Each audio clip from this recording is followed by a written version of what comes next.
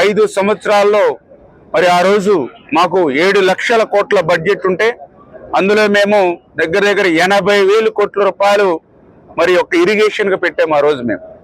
మొన్న ఈయనకి 12 లక్షల కోట్ల బడ్జెట్ ఈయనకి 5 years లో జగన్మోహన్ రెడ్డి గారికి ఉంటే ఈయన పెట్టింది 30,000 కోట్ల బడ్జెట్ మాత్రం. ఆ 30,000 కోట్ల బడ్జెట్ లో కూడా సగం మళ్ళీ వీళ్ళ అవినీతికే సరిపోయినటువంటి పరిస్థితి. అందుచేతనే ఇప్పుడే చంద్రబాబు నాయుడు గారు కూడా మాకు కూడా ఒక డైరెక్షన్ ఇచ్చారు.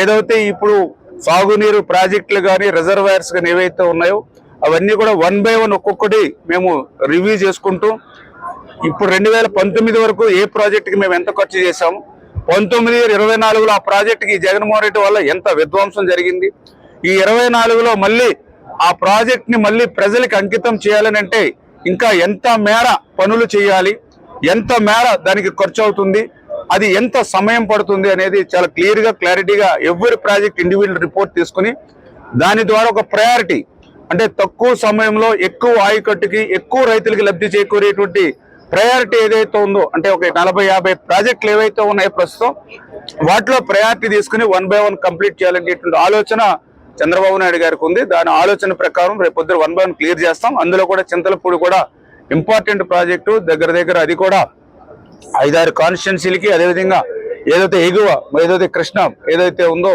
అక్కడ ఆల్రెడీ వాటర్ డిస్ట్రిబ్యూషన్ సిస్టమ్ కూడా ఉంది కాబట్టి ఆ చింతలపూడి కెనాల్ పూర్తయితే వాళ్ళందరికీ కూడా సాగునీరు అందుతుంది. ఖచ్చితంగా క్లియర్ గా ఆ చింతలపూడిది కూడా మేము ప్రయారిటీ ఇచ్చి దాన్ని కూడా 1 by 1 ఒక్కొక్కటి కూడా క్లియర్ చేసుకుంటూ వస్తాం. మనం కూడా రివ్యూ చేస్తే అది చింతలపూడి కూడా అది ఇప్పుడు సుప్రీంకోర్టులో మరి దాంట్లో ఉన్నటువంటి పరిస్థితి అంటే ఈ ప్రభుత్వం నిర్లక్ష్యంగా వ్యవహరించడం వల్ల ప్రతి ప్రాజెక్టు కూడా విధ్వంసమే.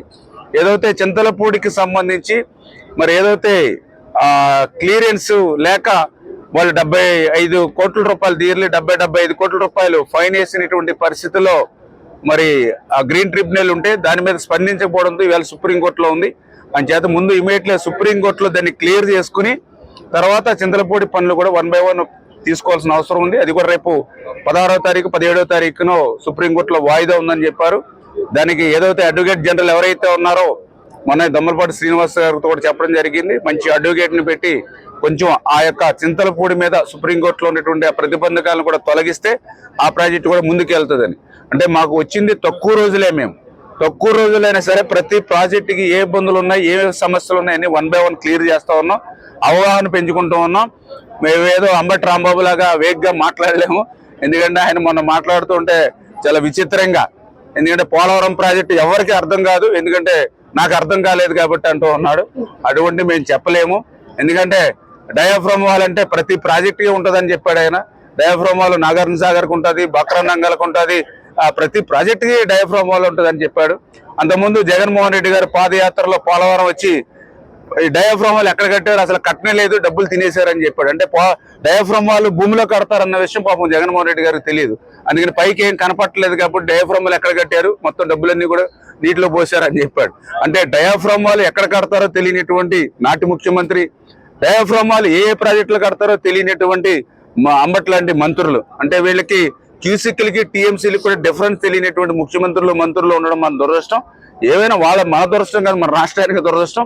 మళ్ళీ ఇవన్నీ కూడా 1 by 1 ఒక్కొక్కటి క్లియర్ చేసుకుని ఇది మా మీద, ఎందుకంటే ఈ 5 years ఎక్స్పెక్టేషన్స్ ఉన్నాయి పబ్లిక్ నుంచి, ఆ ఎక్స్పెక్టేషన్స్ ని రీచ్ అవ్వాలి. At the same last 5 years లో వీడు చేసిన నష్టం విధ్వంసం ఏదైతే ఉందో దాన్ని పూడ్చుకోవాలి. అంచేత మా అధికారులు అందరినీ కూడా మేము కూడా రిక్వెస్ట్ చేస్తూ ఉన్నాం, కొంచెం వర్క్ లోడ్ పెంచుకుని మనం పనిచేయాలని.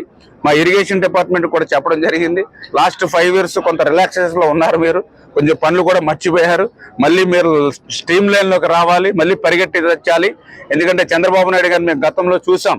ఆ రోజు నీటి ఎద్దడి ఏర్పడితే వంతుల వారి వాటర్ ఇస్తే మంత్రులు కానీ అధికారులు కానీ కాలగొట్ల మీద ఏటుగొట్ల మీద తిప్పాడు మమ్మల్ని అందరినీ కూడా. ఆ రోజు అటువంటి పరిపాలన మాది. చంద్రబాబు నాయుడు గారు కూడా చూసి చెప్పారు మొన్న, మళ్ళీ 95 సీఎం అని చూస్తారని. అంచేత దానికి అనుగుణంగా మనందరం కూడా మారాలి, మేము కూడా మారుతా ఉన్నాం. దయవుంచి అధికారులు కూడా అందరూ మారి పరిగెట్టించి, అది మీ స్వార్థం మా స్వార్థం కోసం కాదు, రాష్ట్రం అభివృద్ధి కోసం సహకరించమని కోరుతూ ఉన్నాం. ఎందుకంటే వీళ్ళ నిర్లక్ష్యం చూస్తుంటే మాకు కూడా ఒక్కొక్కసారి భయం వేస్తూ ఉంది. ఏదైతే ఇప్పుడు మనకు వాటర్ ఉన్నా కూడా గోదావరి డెల్టాలో చూసాం, తూడు కానీ గొరబడెక్క కూడా తీయనటువంటి పరిస్థితి ఈవేళ కాలువల్లోనూ డ్రైన్స్ లో ఉంది. నిజంగా ఇది ఏప్రిల్ నెలలో ఎస్టిమేషన్లు వేసుకుని వర్క్ అగ్రిమెంట్లు ఇచ్చి మే నెలలో చేయవలసిన పనులు అవి. కానీ అసలు మే నెల కాదు కదా, జూన్ నెలలో కూడా కనీసం ఎస్టిమేషన్లు తెప్పించుకోవాలి. మేము మొన్న ప్రమాణ స్వీకారం చేసిన తర్వాత చిన్నపాటి వర్షం వస్తుంటే మరి ఆ యొక్క గొరబడెక్క వీడితో మొత్తం ఆయకట్టు మురిగిపోతుంది. శివార ప్రాంతాలకు అయితే నీరు వెళ్ళట్లేదు, అవి క్లియర్ చేయాలి కదా అంటే ఎస్టిమేషన్లు కూడా లేవు. అంటే ఈ ప్రభుత్వం సాగునీటి వ్యవస్థ మీద ఎంత నిర్లక్ష్యం, ఎంత విధ్వంసం. దాన్ని ఇమ్మీడియట్లీ మీరు ఎస్టిమేషన్లు వేసి ఇమ్మీడియట్లీ ఆర్డర్ శాంక్షన్ కూడా ఇచ్చేసాం. చంద్రబాబు నాయుడు గారు డబ్బులు లేకపోయినా పర్లేదు ఫైనాన్స్ ద్వారా, అంటే యాక్చువల్గా అంటే మనం ఏదైతే వీడి కానీ ఇవన్నీ రిమూవ్ చేయాలంటే వాస్తవంగా మనం ఏదైతే శిస్తు ఏదైతే కడతామో రెవెన్యూకి, దాని నుంచి ఏదైతే ఇవన్నీ వర్క్ చేస్తారు. కానీ లాస్ట్ గవర్నమెంట్ వాటిని కూడా డైవర్ట్ చేసుకుని, అంటే రైతులకు కట్టినటువంటి శిస్తును కూడా ప్రభుత్వం డైవర్ట్ చేసేసుకుని లాస్ట్ ఇయర్ 110 కోట్ల రూపాయలు వర్క్స్ ఇచ్చి తీరా 20 కోట్ల మాత్రం అక్కడ పెట్టడంతో లాస్ట్ ఇయర్ బకాయిలే ఉన్నాయి. దానితో చంద్రబాబు నాయుడు గారు దృష్టిలో పెడితే మీరు ఆ శిస్తు కోసం ఆలోచించకండి, అవసరమైతే నేను ఏదైతే బడ్జెట్ నుంచో లేకపోతే నేను కంకరం చేస్తాను, మీరు పనులు చేయండి అని ఇస్తే మేము అధికారులకు కూడా రివ్యూ పెట్టి చెప్పాం. ఇమ్మీడియట్లీ మొత్తం అందరు ఎస్సీలు సీఈలు చెప్పాం.